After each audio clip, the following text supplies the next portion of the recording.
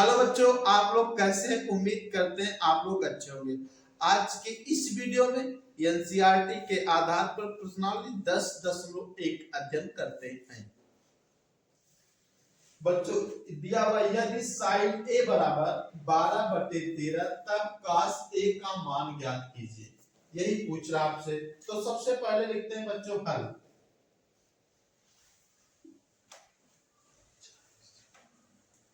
सबसे पहले बच्चों क्या लिखते हैं? हल। साइन ए बराबर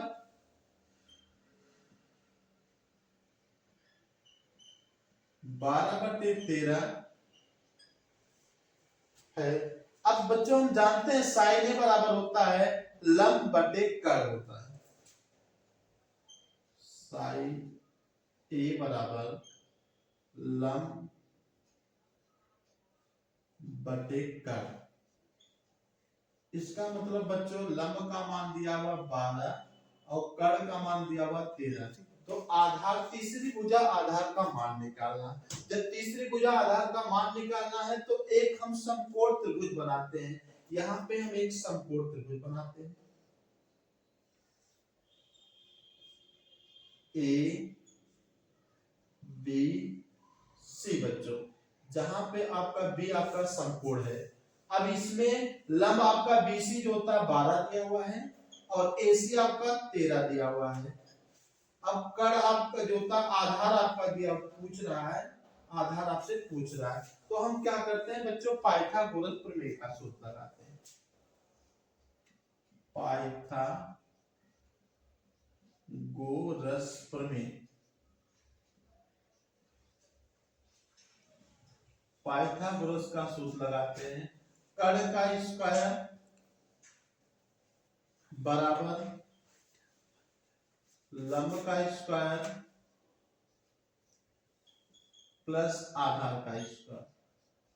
बच्चों अब यहां पे आपका दिया हुआ है, लंब दिया हुआ है, आधार पूछ रहा है, तो आधार को वही रहने दीजिए। हम क्या करते हैं? लंब को भेज देते हैं। लंब अगर प्लस में तो इधर आएगा बराबर की, बच्चों क्या हो जाएगा? माइनस में।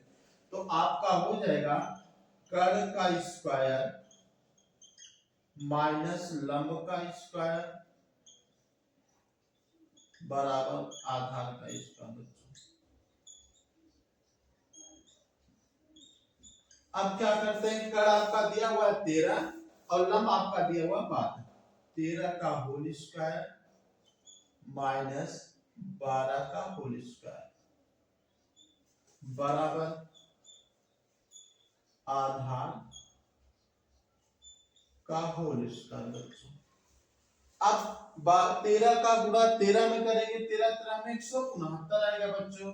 169 माइनस 12 का गुणा 12 में करेंगे तो 144 आ जाएगा आपका, बराबर आधार का होल स्क्वायर। बच्चों अब 169 में हम 144 हटाएंगे तो बच्चों आ जाएगा आपका 25। तो 25 बराबर आपका आ गया आधार का होल स्क्वायर। अब 25 किस संख्या का वर्ग है बच्चों? 5 का वर्ग है। तो इसी को हम लिख सकते हैं 5 का होल स्क्वायर बराबर आधार का होल स्क्वायर। अब क्या करते हैं? दोनों पक्षों से वर्ग हटाएंगे। ये दोनों पक्षों से जब वर्ग हटाएंगे तो 5 पे भी घात 2 हटेगा और आधार पे भी घात 2 हटेगा। तो यहां लिखते हैं दोनों पक्षों से वर्ग हटाने पर, दोनों पक्षों से वर्ग हटाने पर। बच्चों अब यहाँ पे हमने लिख दिया दोनों पक्षों से वर्ग हटाने पर, तो आधार बराबर बच्चों आ गया 5। इसका मतलब ए बी का मान आ गया आपका 5। बच्चों जब ए बी का मान 5 है, इसको मिटाते हैं, यहां लिख देते हैं 5। अब पूछ रहा है cos ए का मान। cos से बराबर होता है बच्चों आधार बटे कर्ण। अब बच्चों आधार का मान दिया हुआ है यहाँ पे 5, कर्ण का मान आपका दिया हुआ 13, 5/13 इसका मान है, इसका आंसर यही है।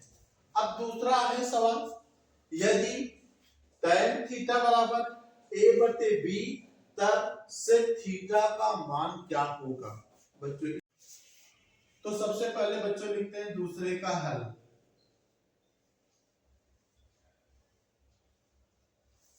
tan थीटा बराबर a/b। अब हम आप बच्चों जानते हैं tan थीटा बराबर सूत्र होता है लंब बटे आधार। tan थीटा बराबर लंब बटे आधार। बच्चों लंब का मान दिया हुआ a, आधार का मान दिया हुआ b। तो हम एक समकोण त्रिभुज बनाते हैं बच्चों।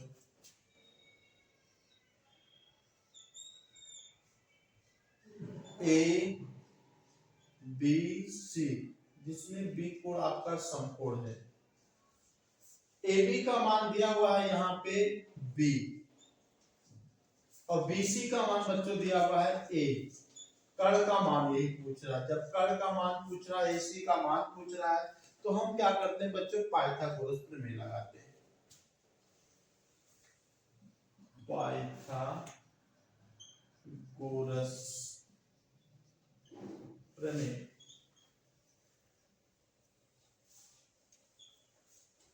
कर्ण का स्क्वायर बराबर लंब का स्क्वायर प्लस आधार का स्क्वायर।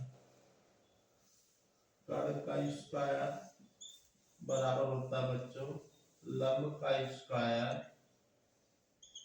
प्लस आधार का स्क्वायर। इसमें आपका लंब दिया हुआ a और जो आधार दिया हुआ b, तो यहाँ पे क्या करते हैं a का होल स्क्वायर प्लस b का होल स्क्वायर। कर्ण का स्क्वायर बराबर बच्चों क्या आया, a का होल स्क्वायर प्लस b का होल स्क्वायर।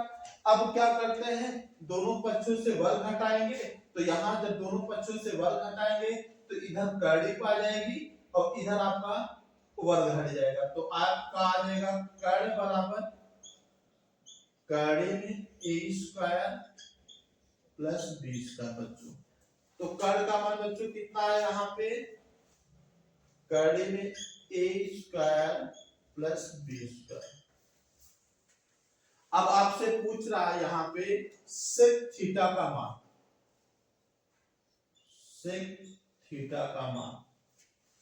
अब यहाँ पे सेक थीटा बराबर आपका होता है कर्ण बटे आधार, कर्ण बटे आधार। अब बच्चों कर्ण का मान यहाँ पे कितना है, कर्ण में a square plus b square, आधार का मान b दिया हुआ है। कर्ण में a square plus b square बटे b, ये दूसरे का आंसर है बच्चों।